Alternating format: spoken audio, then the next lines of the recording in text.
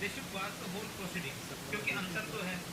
राजनांदगांव की प्रोसीडिंग को आपने देखा, झगड़ाखंड आपकी परफॉर्मेंस आपने खुद में जज कर ली होगी, और इसी तरह से बाकी गिरी और सुलेमान है ना, जो कल हमारे हुए। मैं चाह रहा हूँ कि every student, every school should be here, they should watch the whole proceeding and they should learn from them. हर एक की प्रोसीडिंग को देखें और देखें कि उनमें क्या अच्छाइयाँ हैं, क्या कमियाँ हैं, तब वो अपने आप को जज कर पाएंगे। अब यदि वहाँ कमरों में बैठे हैं और सोच रहे हैं कि अगली बार हम अच्छा कर लेंगे, वो पॉसिबल नहीं है। एक बार आप मैसेज कन्वे करवा दीजिए किसी के थ्रू, जो टीचर्स यदि यहाँ पर हैं तो they should convey message to the all the participants, they should be here, they should watch the programme. ठीक है। और अभी हम केवी BMY भिलाई की परफॉर्मेंस देखेंगे और कोशिश ये करेंगे कि 1 बजे से पहले तीनों प्रोग्राम हो जाएं, so that after lunch we can start the validity programme. Okay, thank you. Respected teachers and dear students, a warm good morning to all of you. Today again we have gathered here to perform the rest of the activities. Yesterday the 4th KVs have performed their youth parliament proceedings, and today the 3 more KVs will perform with their performance. And now the beginning with KV BMY Bhilai. Okay, so wish you all the best, and those who are sitting at the back, it is an earnest request from all the students as well as the teachers to maintain the discipline and see, watch and observe the proceedings, as AC sir has rightly pointed out that every moment is a moment of learning. You watch everything that you learn and go to your place. What was lacking behind in your performance and what was the best of it from particular the KVs who have performed on the stage, we must learn and take to our life, our Vidyalaya, and do the best. I once again wish all the best the performing team, and they will put up their show now. Thank you.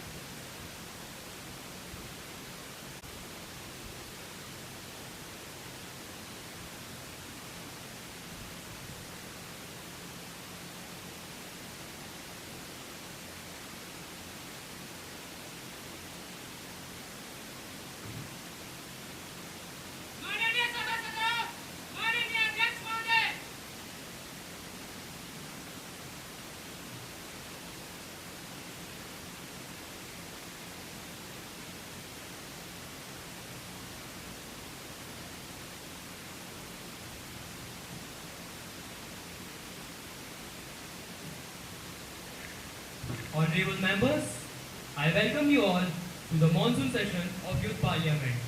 I hope this session would be a fruitful one, as we all are gathered here to discuss important topics concerning our nation. Today's first business is vote taking. Secretary General, please. Mr. Anurag Sharma, who stands elected from your constituency of Chhattisgarh, will now take oath or affirmation. Mr. Anurag, please.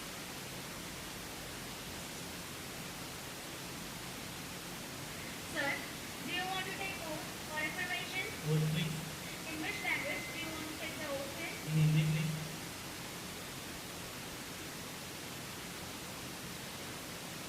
मैं अनुराग शर्मा, जो दुर्ग लोकसभा से युवा संसद का सदस्य निर्वाचित हुआ हूँ, ईश्वर की शपथ लेता हूँ कि मैं विधि द्वारा स्थापित भारत के संविधान के प्रति श्रद्धा और निष्ठा रखूंगा, देश की प्रभुसत्ता और एकता बनाए रखूंगा तथा जिस पद को मैं ग्रहण करने वाला हूँ उसके कर्तव्यों का श्रद्धापूर्वक निर्वहन करूंगा।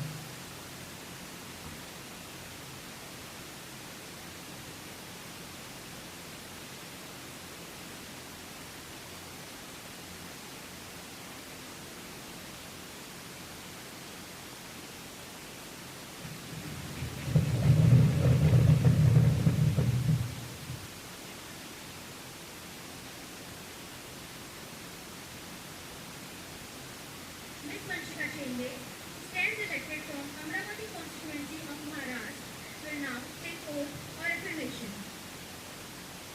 Ma'am, do you want to take oath or affirmation? Okay. In which language do you want to take the oath in?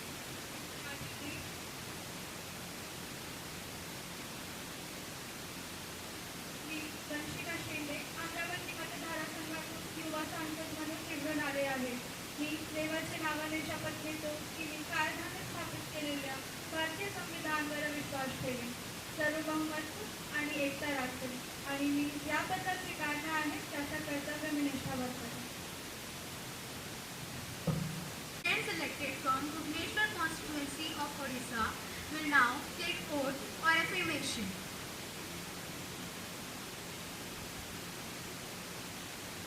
Ma'am, do you want to take oath or affirmation? In which language do you want to take the oath in? In Odia, please.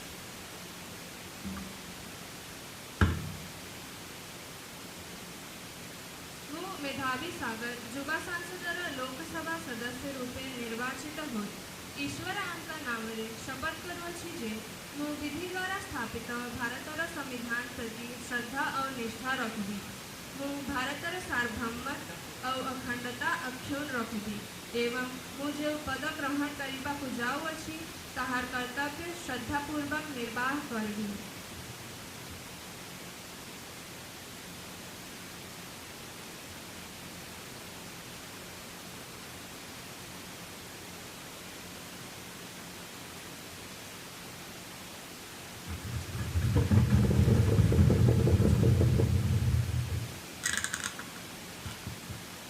Honorable members, with my heavy heart, I have to inform you all the sad and sudden demise of our former colleague, Shri Arif Fakir. He was an Indian politician and a part of international Congress. He was the MLA from Bhopal's northern constituency, the state of Madhya Pradesh. He was a veteran and a political leader who served as the cabinet minister as well as the minister backward classes and minority affairs, and also the Ministry of Bhopal Gas and Distribution.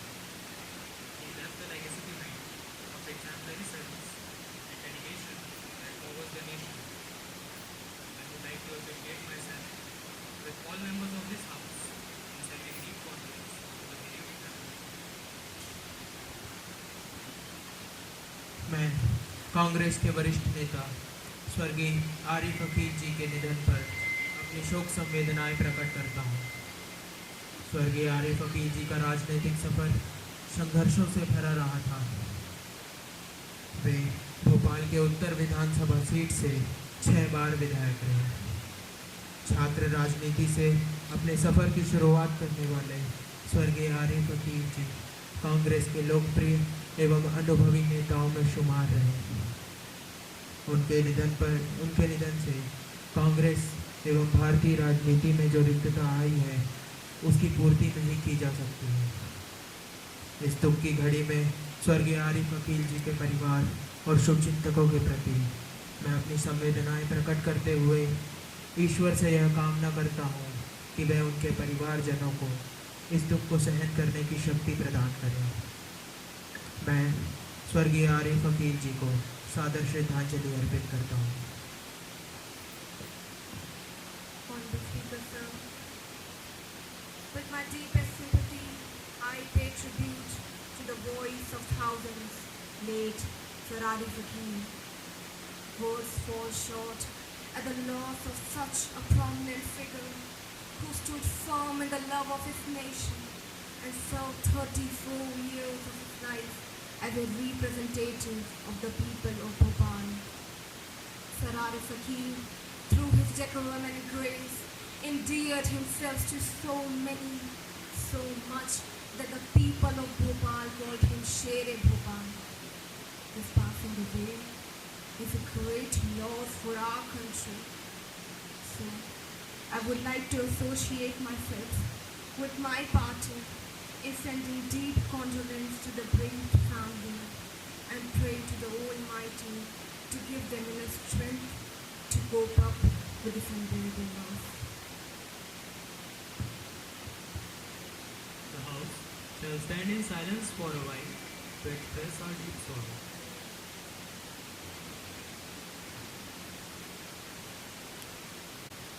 Now, Prime Minister, please introduce new ministers.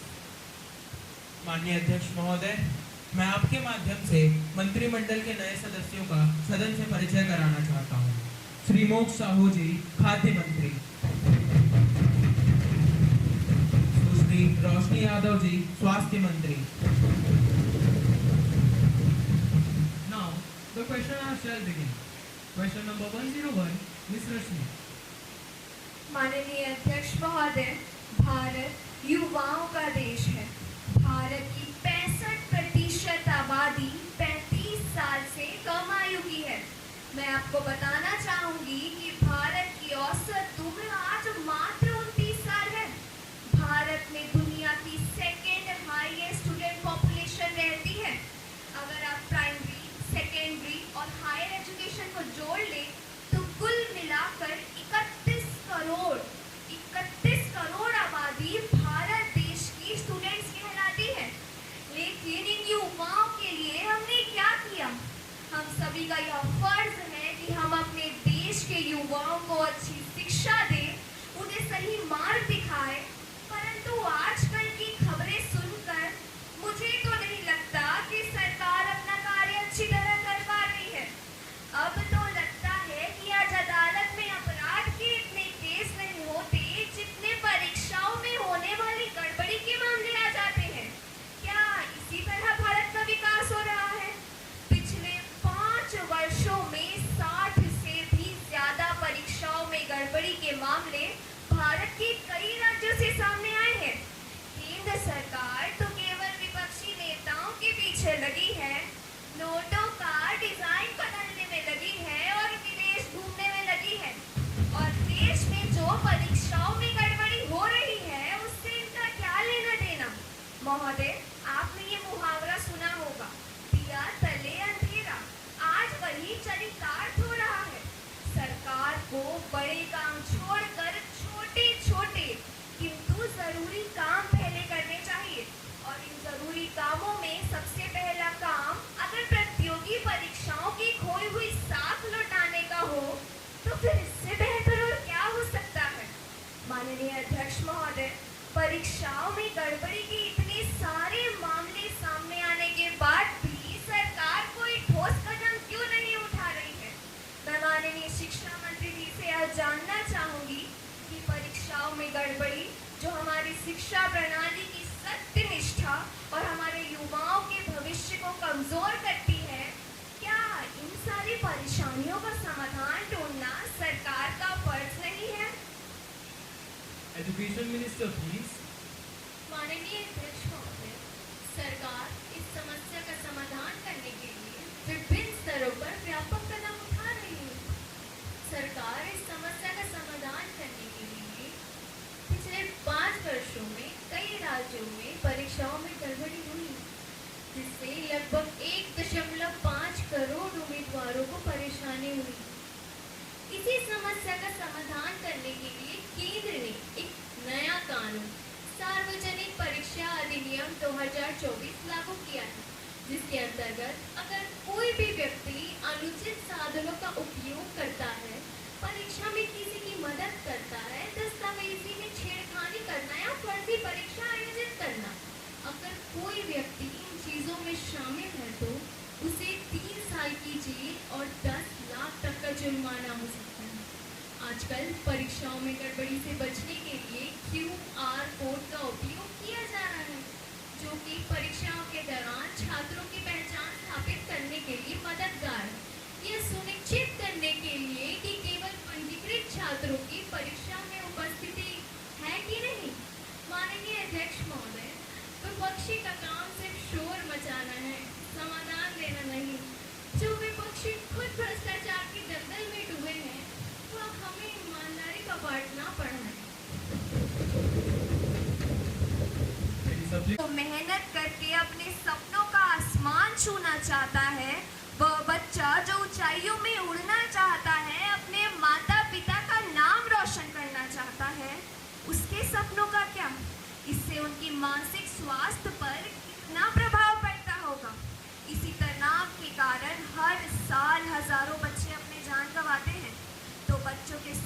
बच्चों के भविष्य और उनकी मानसिक स्वास्थ्य के लिए सरकार क्या कदम उठा रही है?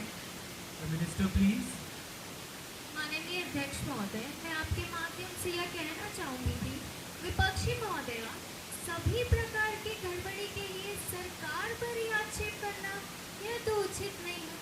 छात्रों की मानसिक स्वास्थ्य पर परीक्षा में हो रही गड़बड़ी से जो असर हुआ है उससे सरकार भी अवगत है और हमें उनकी फिक्र भी है।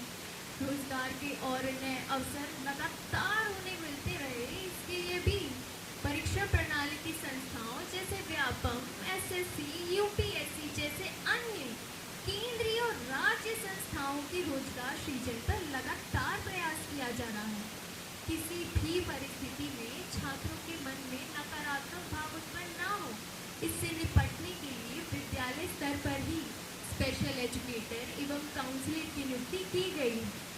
माननीय अध्यक्ष महोदय, प्राचीन काल से हमारे वेद पुराणों में विद्यार्थियों को गुरुकुल शिक्षा में मानसिक रूप से मजबूत बनाया जाता था तथा उन्हें धैर्य रखना सिखाया जाता था।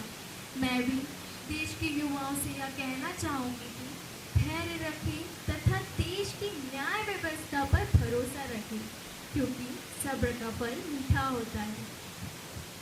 Any more supplementary question? माननीय महोदय, इसी अर्जुन को श्रेष्ठ साबित करने के लिए हर युग में एकलव्य का अंगूठा कटवाया गया है। अंगूठे तो आज भी कट रहे हैं और आज द्रोणाचार्यों की जगह पर मुझे हमारी सरकार नजर आ रही है। Even today we are witnessing incidences where individuals have to give up their potential for gaining eklavya certificate.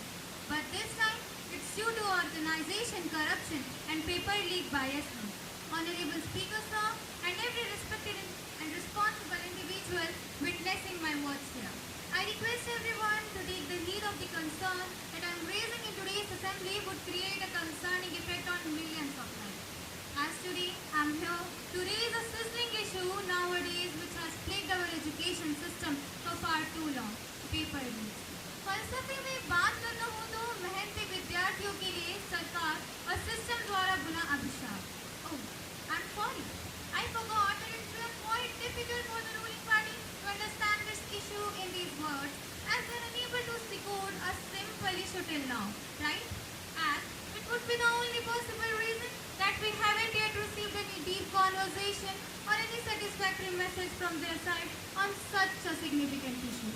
As it was rightly said by one of the aspirant parents, हर साल आटे में नमक मिलाया जाता था और इस साल आटे में नमक में आटा मिलाने की कोशिश की गई है। मैं शिक्षा मंत्री जी से परीक्षा में हो रही गड़बड़ी तथा उसकी प्रक्रिया में हो रही देरी का कारण जानना चाहती हूँ। महोदया, एक राज्य है जहाँ 2018 की भर्ती आज तक ना हो पाई है। जरा आप ही सोचिए, जो परीक्षार्थी 30 वर्ष के थे वह अब 36 वर्ष के हो गए हैं। क्या सरकार को उन परीक्षार्थियों की चिंता है भी या नहीं? The Minister, please. मेरे विपक्षी साथी का गुस्सा मैं समझ सकती हूँ अध्यक्ष महोदय, लेकिन हर प्रक्रिया के लिए सरकार को ही दोषी ठहराना यह तो सही नहीं है। परीक्षा में देरी का कारण केवल सरकार हो यह तो जरूरी नहीं है। कुछ परीक्षाओं की प्रक्रिया सुप्रीम कोर्ट, हाई कोर्ट के अधीन है और न्यायिक प्रक्रिया में हस्तक्षेप सरकार का नहीं होना चाहिए। लेकिन इन सब चीज़ों से विपक्षी साथी को क्या लेना देना? माननीय अध्यक्ष महोदय, हमारी सरकार हमारी न्याय व्यवस्था का सम्मान करती है और परीक्षा में हो रही देरी को भी मानती है, लेकिन हम यह भी मानते हैं कि किसी भी परिस्थिति में किसी भी भागीदारी के साथ गलत ना हो, भले ही उसे थोड़ी देरी हो जाए, लेकिन जो योग्य हैं चयन उन्हीं का होना चाहिए। Now, question number 102, Ms. Aradhana. Thank you, Chair, for the recognition and greetings to all parliamentary members. Today, from the stage, I am reading Article 21 of the Indian Constitution, Part of Fundamental Rights. Protection of life and personal liberty. No person shall be deprived of his life, personal liberty, except according to procedure established by law. In short, the right to life. At what cost, I want to ask the government, what cost did the citizens of this country must pay to afford basic rights, to afford water? In 2018, Niti Aayog reported that 600 million Indians face high risk to extreme water stress and about 2 lakh people die every year due to inadequate access to safe water. Availability of water is now a paramount national concern. जल की आपूर्ति के भीषण युद्ध में भूजल हमारी परम सामर्थ और अटल अस्त्र है. Groundwater is our most precious buffer that requires our action and attention. आकाश की बूंदों के रूप में जब अमृत बरसता है, मानो प्राणों को सींच जाता है, मगर यह अमृत ठहरे कहाँ, भूमि पर घोर अंधकार किए मुझे शहरीकरण नजर आता है. Truly, we have become a nation to keep up with the changing world at the cost of severe declining groundwater, leaving us with nothing but cemented floors and concrete walls. सरकार के पास बहाने अनंत हो, परंतु सत्य तो यह है कि पानी सीमित है. Seems like water management is just a clown show for our government, respectively. And just to let you know, I am speaking on statistics and not bluffing in the air. In 20, Central Groundwater Board mentions that the groundwater sources were depleted by 61% during the past few years. India has become the brightest paint on the portrait of a thirsty planet. Looking at this data leaves me wondering, is water the new gold, lying in the depths of ground, unreachable? अब तो जल भी तड़प कर कहने लगा, जिसे अब तक ना समझे वो कहानी हूँ मैं, मुझे बर्बाद ना करो, पानी हूँ मैं. With the Ministry of Jal Shakti mind commenting on the fact that what measures and precautions the government had laid a hold of to obstruct the rising fall in groundwater levels. Thank you. Water Resource Minister, please. सर्वप्रथम मैं अपने विपक्षी नेता को धन्यवाद कहना चाहूँगी, जिन्होंने भूजल संकट जैसे महत्वपूर्ण विषय को संसद के बीच में रखा.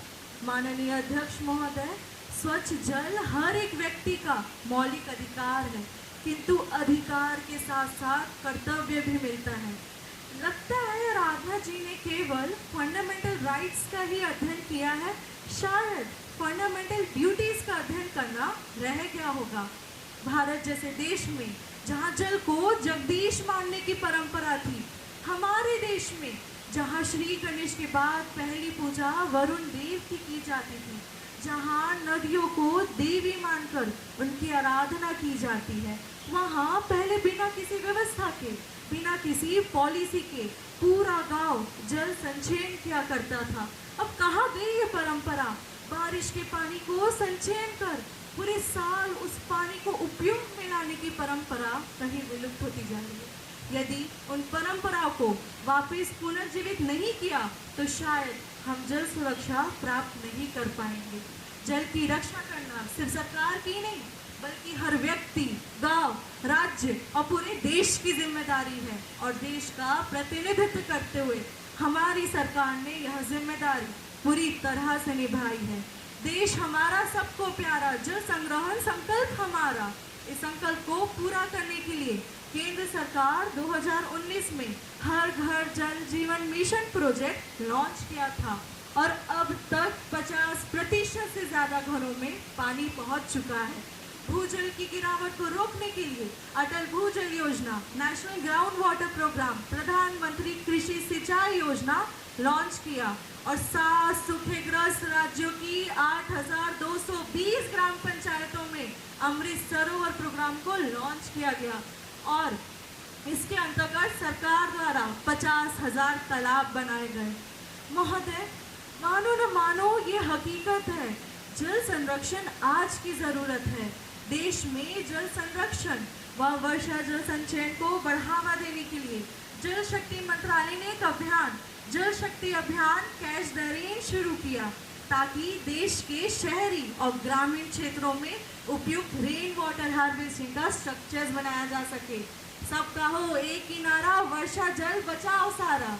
इसलिए राज्य और केंद्र शासित प्रदेशों को यह सलाह दी गई है कि सभी सरकारी व गैर सरकारी भवनों के छत पर वर्षा जल संचयन कीजिए तथा भारतीय न्यायालय ने ग्राउंड वाटर रिचार्ज करने के लिए नगर निगम को यह आदेश दी है कि घर, भवन और किसी भी विकास गतिविधि का नक्शा तब तक पास ना किया जाए जब तक उसमें रेन वाटर हार्वेस्टिंग शामिल ना हो।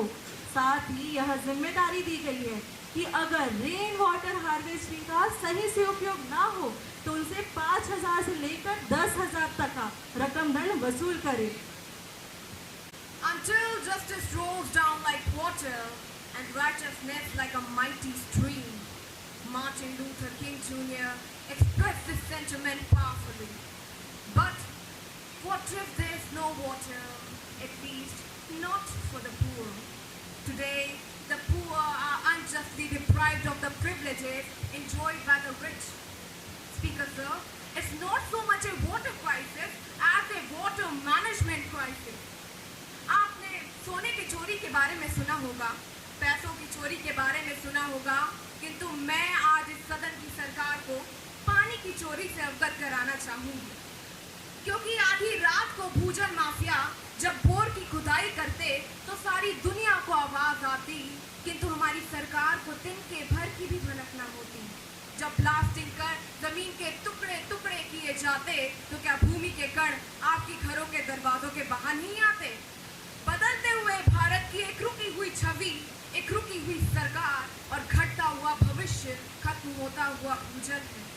भूजल माफिया बेदाम कीमत पर गरीबों को लूटते और जल यानी अधिकारों के दाम लगाते, परंतु सरकार को शायद पानी की चोरी मानो हाथ से लगता है, अधिकारों की चोरी मानो हाथ से लगता है जब इस देश का न्याय ही चुप्पी धरा हो, सत्य की मूर्ति पर वादों और विश्वास की माला चढ़ाए हर झूठ भी एक प्रयास रखता है। Despite several court orders, the government has not taken any sincere steps. Well, it takes considerable amount of knowledge just to realize the extent of this ignorance. I would like to ask the government, मेरा सरकार से प्रश्न है, क्या आने वाले कल में इस देश की जनता को पानी की पूर्ति होगी या फिर हमें जीवन बीमा के साथ साथ जल बीमा करवाने की भी आवश्यकता है? Does India now need water insurance too? Thank you, sir. The minister, please. माननीय अध्यक्ष महोदय, हमें भी इस अवैध बोर की खुदाई का शोर सुनाई दिया है, इसलिए भारत सरकार द्वारा पानी की चोरी और पाइपलाइन से छेड़छाड़ को रोकने के लिए अधिनियम बनाए जा रहे, जिसके तहत जल विभाग आपूर्ति के अधिकारियों व पुलिस को ऐसे अपराधियों के खिलाफ अनुशासन संबंधी कार्रवाई करने का अधिकार दिया जाएगा और ऐसे किसी भी अपराध के लिए दोषी पाए जाने पर जुर्माना या कारावास या दोनों की सजा दी जा सकती है। सरकार भूजल माफिया पर तो लगाम कसेगी ही, इसके अलावा वो दिल्ली जल आपूर्ति के लिए भी अन्य उपाय कर रही है। दिल्ली जल बोर्ड की समर एक्शन प्लान 2024 के अनुसार बोर्ड के पास 9 वाटर ट्रीटमेंट प्लांट्स हैं जो प्रत्येक चरण में जल की गुणवत्ता की निगरानी करती है। दूसरी ओर वर्तमान में दिल्ली नगर निगम के तहत कुल 1,676 मीन्स 1,676 रेन वाटर हार्वेस्टिंग्स है जो दिल्ली के वार्षिक जल संकट को कम करने में सक्षम होगा। लोगों तक स्वच्छ जल पहुंचाना सरकार का मुख्य उद्देश्य है तथा सरकार अपने इस उद्देश्य में सफल भी हो रही है। महोदया, आरोप प्रत्यारोप करते कहीं कंठ सूख गया हो तो स्वच्छ जल पी लीजिए, ये भी सरकार द्वारा बिना जल बीमा के उपलब्ध कराया गया है। आप चिंता मत कीजिए, आपको जल बीमा कराने की आवश्यकता नहीं पड़ेगी क्योंकि भविष्य में सरकार वाटर रिसोर्स मॉनिटरिंग सिस्टम जैसी तकनीक पेश करेगी जो जलाशय प्रबंधकों को उनके क्षेत्र में पानी की स्थिति की सटीक तस्वीर देगी, जिससे पानी के सही वितरण में सहायता होगी और आपके घरों तक पानी पहुंच जाएगा। अंत में यही कहूंगी कि रखो बचाकर जल सदा, इसमें जीवन धार, आपकी जीवन की ये खींचे है पतवार, जल प्रदूषण ना बढ़े कभी, सुनो जल प्रदूषण ना बढ़े कभी, रखो इसका ध्यान, अगर बचाया नहीं इसे फिर खतरे में हमारी जान। Now, question number 103, Miss Anjali. Speaker sir, India, the second most popular country of the world with a population size of around 1.3 billion people. And out of this 1.3 billion people, 70% lives in rural areas. और इस हिसाब से शायद गांव की उन्नति भी सरकार के लिए ज़्यादा महत्वपूर्ण हो जाती है.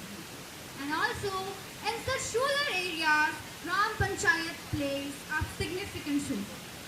और आज इन्हीं ग्राम पंचायतों में सरकार ने टेक्नोलॉजी के माध्यम से ग्राम पंचायतों की प्रणाली को और कारगर बनाने के लिए and to enable gram panchayat to be computerized, in 2018, the e-Panchayat mission was launched. But honorable speaker sir, नजर को बदला जाए तो नज़ारे तक बदल जाते हैं, सोच को बदला जाए तो सितारे भी बदल जाते हैं. कश्तियों को बदलने की जरूरत नहीं होती, केवल दिशा बदलने से किनारे अपने आप बदल जाते हैं. महोदय जी, एक ऐसी ही एक दिशा की कमी आज हमारे सरकार द्वारा इम्प्लीमेंट किए ई पंचायतों में साफ देखी जा सकती है. मुद्दे की बात पर आते हुए, जिस ई पंचायत की आज आप हरे झंडे लहराते चल रहे हैं, क्या उसके पीछे होने वाले एक आम आदमी से जुड़ी उनकी समस्याओं के समाधान के बारे में सोचा? महोदय जी, मैं आपको इस बात से भी अवगत करा दूं कि यह सिर्फ एक आम आदमी का केस नहीं है. This is a case of 60% people in India. आखिर क्यों भी आज भी अखबारों में स्मार्ट नहीं बन सकी ई पंचायत जैसे हेडलाइन छापे जा रहे हैं? क्यों आज भी जनता की आवाज को दबाया जा रहा है? मैं सरकार से अनुरोध करूंगी कि मेरी बातों पर अपने विचार मंथन करें और देश के लिए उचित निर्णय लें. धन्यवाद. The minister, please. सभापति महोदय, जैसा कि हमारी विपक्षी साथी ने ई पंचायत का मुद्दा उठाया है, शायद वो समाचार पत्रों की हेडलाइंस को ही सत्य मानकर सत्ता पक्ष पर आक्षेप कर रही है. लेकिन मैं आप सभी को ये बता देना चाहता हूँ कि कभी-कभी समाचार पत्रों में छपे हेडलाइंस राजनीति से भी लिप्त होते हैं. महोदय, हमने ई पंचायत MMP के तहत ई ग्राम स्वराज लॉन्च किया है, जिसका उद्देश्य पंचायत के काम काज से संबंधित विभिन्न मॉड्यूल शामिल करना है, जैसे कि निगरानी, नियोजन, लेखा, संपत्ति प्रबंधन आदि.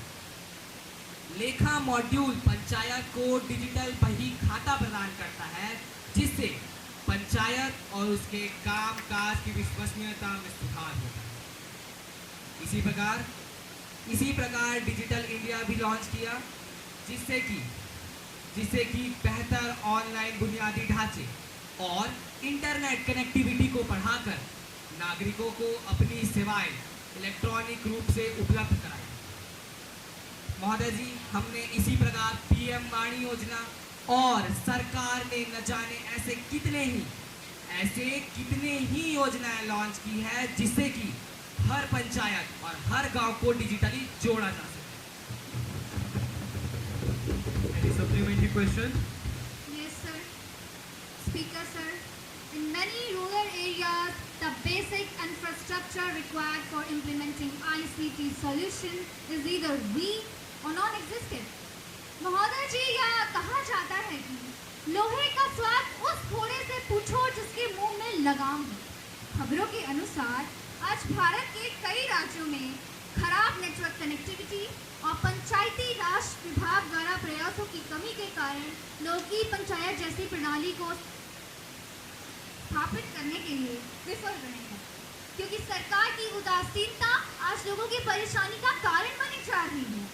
उपकरणों को कई जगहों पर रखा तो गया है, लेकिन जहां बस एक वेबसाइट को खोलने में 5 मिनट का समय लगता है, वहां क्या ये बड़े उपकरण पर शो पीस के नाम पर रखे गए हैं?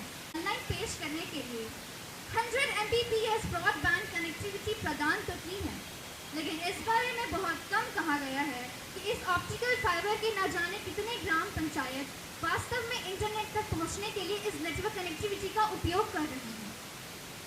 Even now, when the state government plans to provide Wi-Fi connection, doubts have been raised. I don't understand that why the government announced this such schemes if they can't even deliver it. मैं सरकार से अनुरोध करूंगी कि मेरी बातों पर अपने विचार मंथन करें और देश के लिए उचित निर्णय लें। धन्यवाद। इन चुनौतियों को साधने का भी प्रयास कर रहे हैं। महोदय जी क्षमा करिएगा, वो थोड़ी तबीयत में ऊंच नीच हो गई है क्योंकि विकास का काम ग्रामीण क्षेत्रों में बहुत जोरों शोरों से चल रहा है। महोदय जी, हमने भारत नेट के तहत गांव में ब्रॉडबैंड की सुविधा उपलब्ध कराई है। ब्रॉडबैंड जो कि एक उच्च गुणवत्ता वाली ट्रांसमिशन तकनीक है, जो कि आवाज़, वीडियो और डेटा के हस्तांतरण की अनुमति देता है। इसका उपयोग मुख्य रूप से इंटरनेट की क्षमता में किया जाता है। और रही बात इंटरनेट की, तो हमने गांव में 4G नहीं बल्कि 5G इंटरनेट का प्रबंध कराया है, जिससे कि किसी को भी इंटरनेट से संबंधित कोई समस्या ना हो। आज गांव में एक सब्जी वाला भी QR कोड पर पेमेंट लेता है। यही तो है हमारे सरकार की सफलता।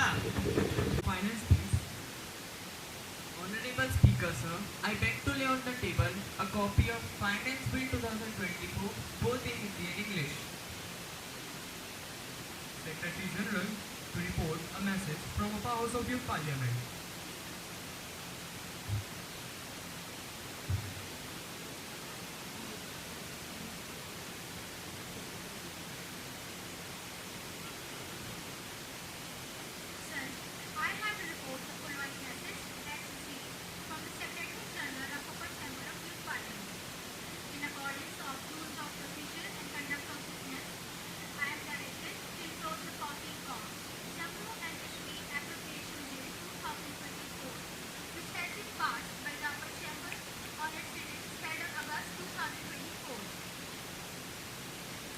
Secretary General to lay a copy of bill as passed by the upper chamber.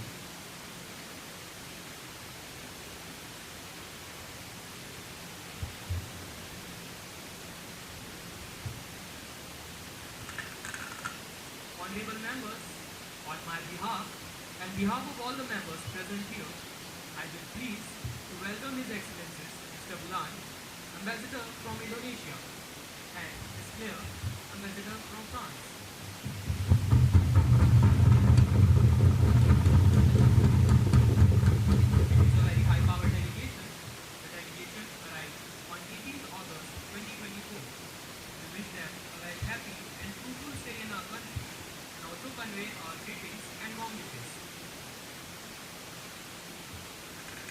Now, let us take upon the calling attention motion.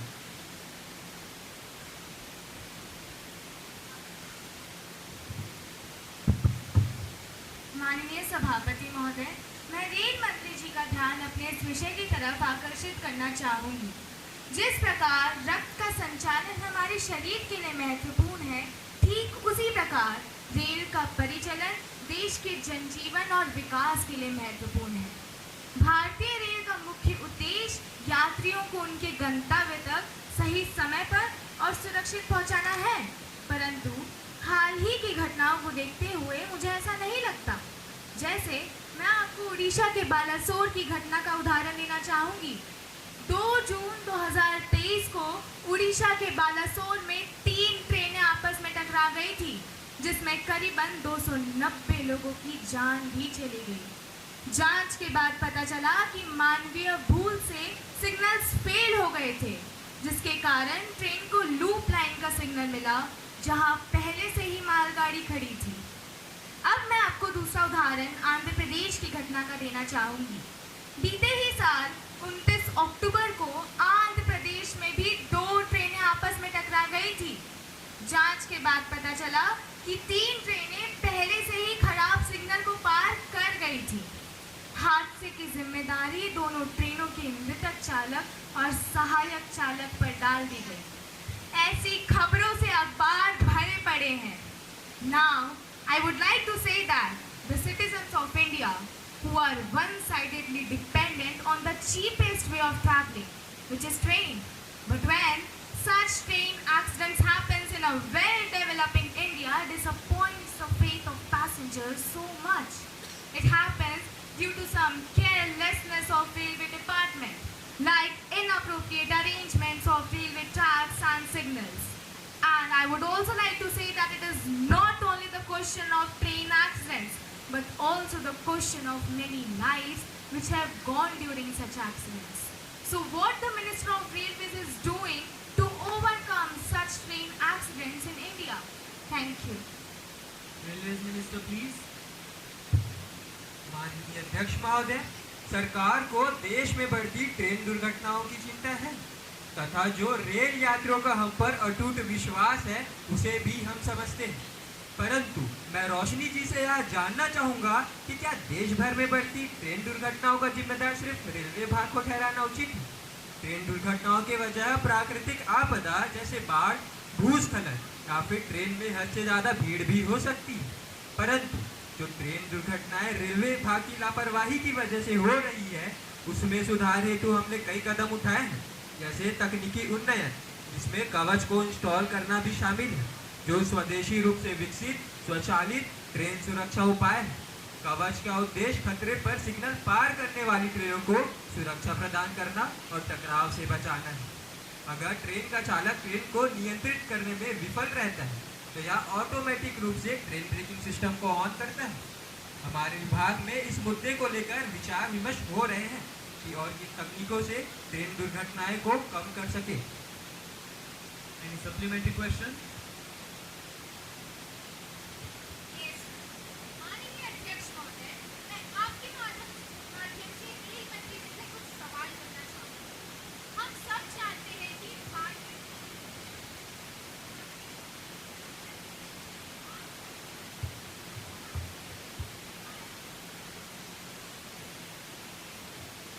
पर कुछ विशेष परिस्थितियों और सेवा प्रकारों में ये सीमाएं बदल दी जाती हैं। कई बार तो उनसे 12 घंटे से भी अधिक समय तक लगातार काम करवाया जाता है। I agree that loco pilots' typical work shifts can range from 8 to 12 hours, depending on the country's labor ordinance and needs. Overtime आवश्यक हो सकता है, पर एक ही लोको पायलट से 12 घंटे से भी अधिक समय तक लगातार काम करवाना भी ट्रेन एक्सीडेंट्स का कारण बनता है। नए नियमों के मुताबिक अब 19 दिनों में 125 घंटे ड्यूटी आवर्स निर्धारित किए गए हैं, जबकि पहले रोजाना 9 घंटे ड्यूटी के अलावा लोको पायलट से ज्यादा 2 घंटे और ड्यूटी करवाई जा सकती थी। पर चालकों को तो अब 5 स्थिति का हवाला देकर उनसे ज्यादा घंटे ड्यूटी ली जा रही है। यदि रेलवे के पास काम करवाने के लिए पर्याप्त कर्मचारी नहीं है तो वो वैकेंसी क्यों नहीं निकालती? एक ही लोको पायलट से 12 घंटे काम करवाना क्या सही है? क्या लोको पायलट इंसान नहीं है? The minister, please. माननीय अध्यक्ष महोदय, लोको पायलट रेलवे परिवार के महत्वपूर्ण सदस्य होते हैं जो यात्री तथा माल यातायात को सुरक्षित एवं कुशल तरीके से संचालित करने में महत्वपूर्ण भूमिका निभाते हैं। लोको पायलटों को नियंत्रण श्रेणी के अंतर्गत वर्गीकृत किया गया है। काम के घंटे और आराम की अवधि HOER 2005 का नियम 8 लोको पायलटों को प्रति सप्ताह 14 दिन की अवधि में औसतन 92 घंटे ड्यूटी का दिशा निर्देश देता है। 1989 की धारा 132 में अतिरिक्त काम के घंटे के लिए उन्हें मुआवजा भी दिया जाता है। मुख्यालय पहुंचने के बाद लोको पायलटों को 16 घंटे का विश्राम भी दिया जाता है। 1989 की धारा 133 में 30 घंटे या 22 घंटे का विश्राम नियमित प्रदान किया जाता है।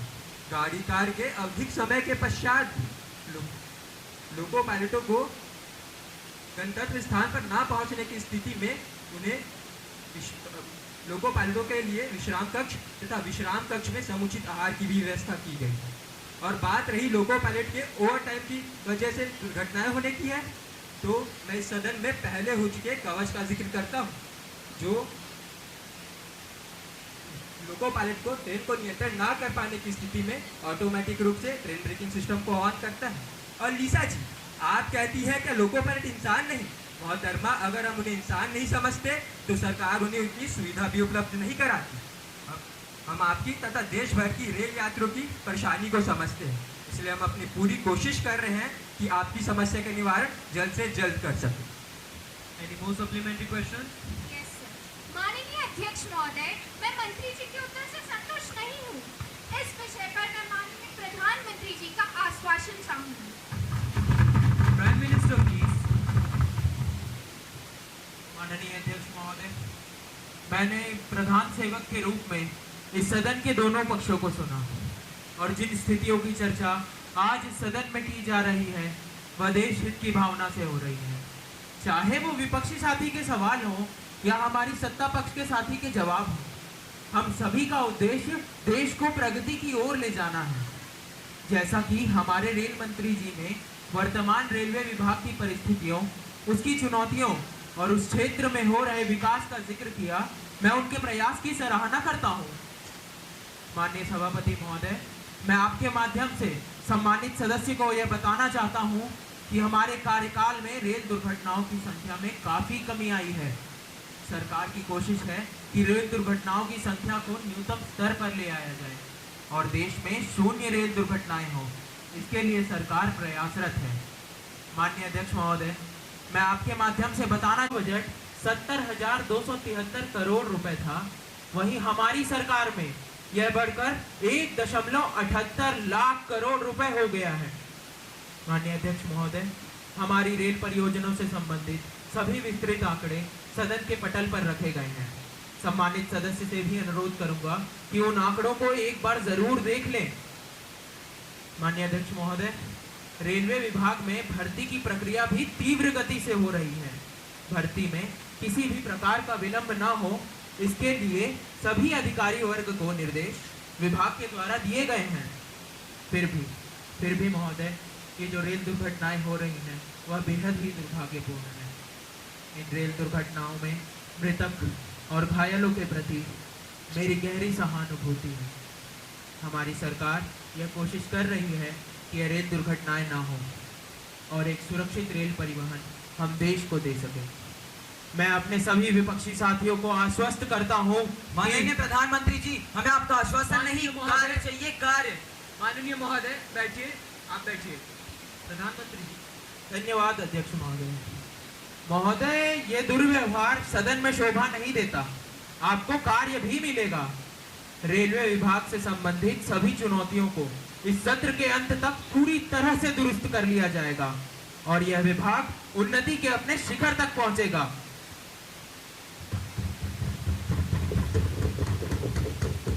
Now, the House will take up the consideration of Content and Media Regulatory Bill 2024. हम मीडिया को देश के लोकतंत्र का चौथा स्तंभ कहते हैं, पर हमने हाल ही में पाया है कि मानो हमारे देश के लोकतंत्र के चौथे स्तंभ में जंग सा लग गया हो। महोदय, हमारा संविधान हमें अभिव्यक्ति की आज़ादी तो देता है, पर उस अभिव्यक्ति की आज़ादी का दुरुपयोग होना प्रारंभ हो गया है। महोदय, हाल ही में हमने देखा कि किस प्रकार कुछ न्यूज़ चैनलों ने आचार संहिता के वक्त किसी एक राजनीतिज्ञ को टारगेट बना लिया था और उनसे जुड़े मनगढ़ंत तथ्य पेश कर रहे थे। आप चैनल बदलिए और आपको किसी एक राजनीतिज्ञ से जुड़ी ऐसी खबरें को देखने को मिलेंगी जो आपके उनके खुद के विश्वास करने योग्य नहीं। महोदय, मीडिया का काम खबरों का आदान प्रदान करना है, पर खबरों का पूर्ण रूप से विश्लेषण करना भी तो उनका ही काम है। प्राइम टाइम के नाम पर कोई भी न्यूज़ चैनल किसी भी खबर को चलाकर अपनी टीआरपी नहीं बढ़ा सकती। महोदय, हमारे देश में अश्लील कंटेंट तो इस प्रकार परोसा जा रहा है जैसे दुकान वाला चाय के साथ खारी फ्री देता है। महोदय, आज मेरा इस सदन के माध्यम से यह प्रश्न है कि क्या अश्लील कंटेंट देखकर ही मॉडर्न हुआ जाता है?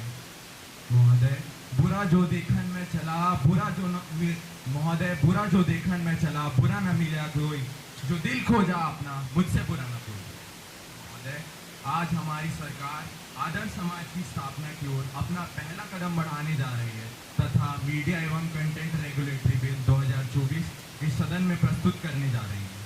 महोदय, इस बिल के बिंदु कुछ इस प्रकार है। पहला, सभी न्यूज़ चैनलों को अपनी दिखाई हुई खबरों की तह तक जाकर उनकी जांच करनी होगी, तभी उनका प्रसारण सुनिश्चित किया जाएगा। दूसरा, बहुत से न्यूज़ चैनल पैसे लेकर किसी की भी छवि खराब करने का काम करते हैं। ऐसे सभी चैनलों को अपनी दिखाई हुई खबर सोर्स ऑफ फंडिंग जारी करनी होगी, उनमें कोई भी त्रुटि पाए जाने पर कार्रवाई की जाएगी। तीसरा, सिनेमा घरों में 18+ फिल्मों के दौरान नाबालिग के पाए जाने पर सिनेमा हॉल को 1 साल के लिए सील किया जाएगा तथा मालिक को 1 साल की सजा व 5 लाख रुपए का जुर्माना देना होगा। चौथा, टीवी चैनल पर कोई भी अश्लील दृश्य या सीन ट्रिम करके ही दिखाया जाएगा अथवा उनका प्रसारण रात्रि 10 बजे के बाद होगा। वहीं OTT पर प्रसारित सीरीज या फिल्मों में अश्लील दृश्य के पाए जाने पर फिल्म निर्माता एवं OTT चैनल पर कड़ी कार्रवाई की जाएगी। महोदय, यह मेरा आप सभी से निवेदन है कि इस बिल के समर्थन में वोट दें एवं इस देश को एक आदर्श समाज की स्थापना की ओर आगे बढ़ाएं। धन्यवाद महोदय। I am confident that all members of this House, irrespective of party affiliation, will welcome the bill wholeheartedly, and through it, I now move the Content and Media Regulatory Bill for consideration.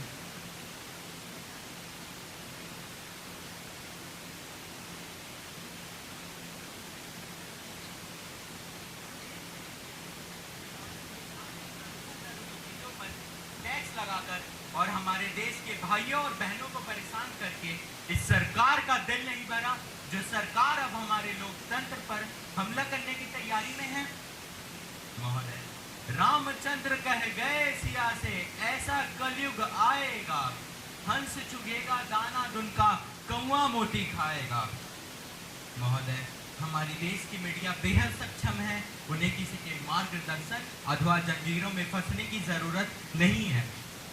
मुझे तो इस bill से सन 1878 में पास हुए vernacular press act की याद आ गई, जिसमें अंग्रेजों ने भी प्रेस पर कुछ इसी ही तरीके के प्रतिबंध लगाने का प्रयास किया था। महोदय, माननीय मंत्री जी का कहना है कि कई न्यूज चैनल पैसे लेकर किसी के चरित्र पर टिप्पणी करते हैं, परंतु हमारी देश की मीडिया इतनी कमजोर नहीं कि उन्हें पैसे लेकर खबर चलानी पड़े। मुझे तो लगता है कि सरकार अपनी कमियों को छुपाने हेतु ऐसे कदम उठा रही है। माननीय मंत्री जी हरदम आदर्श समाज की बातें करते हैं, पर आपके कार्यकाल में कितने ही घोटाले हुए। क्या विकास, क्या आदर्श समाज की बातें करूं, यहाँ तो दवाई से लेकर पुस्तक सब में खोट है। माननीय मंत्री जी ने कहा कि अश्लील कंटेंट या ट्रिम होना चाहिए, यह 10 बजे के बाद प्रदर्शित होना चाहिए। तो क्या आदर्श समाज की स्थापना केवल 10 बजे तक ही करनी है हमें? महोदय, सरकार को तो बस देश के नागरिकों को लूटने का मौका चाहिए। सिनेमा हॉल के मालिक पर जो 5 लाख रुपए जुर्माना लगाने की बातें मंत्री जी कर रहे हैं, उसका सरकार आखिर करेगी क्या? क्या सरकार को जो हर साल टैक्स मिलता है, क्या वो कम पड़ रहा है? देश के विकास के लिए यह बात कुछ और है। महोदय, मेरा और मेरे दल के लोगों का मत है कि यह बिल बेबुनियाद है तथा यह आदर्श समाज की स्थापना हेतु नहीं, बल्कि देश की प्रगति में बाधा है। मैं और मेरा दल इस बिल का पूर्ण रूप से विरोध करते हैं।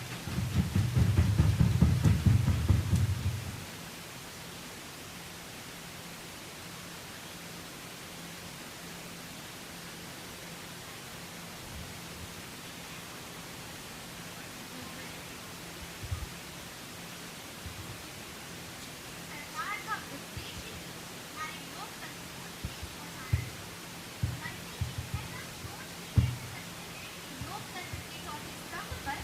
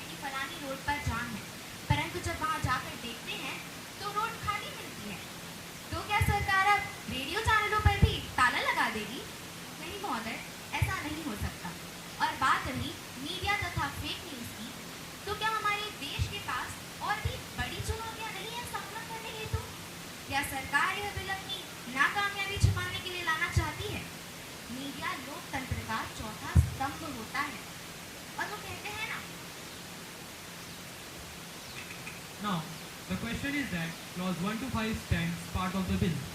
There is one amendment in clause 3 by Mr. Aditya. Are you moving it? Sir, in view of reply given by the Minister, I am not presenting my amendment. Thank you. Those who are in favor, please say aye.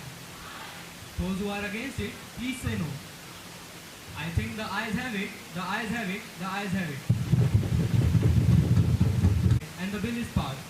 The House is now adjourned to meet again tomorrow at 11 a.m.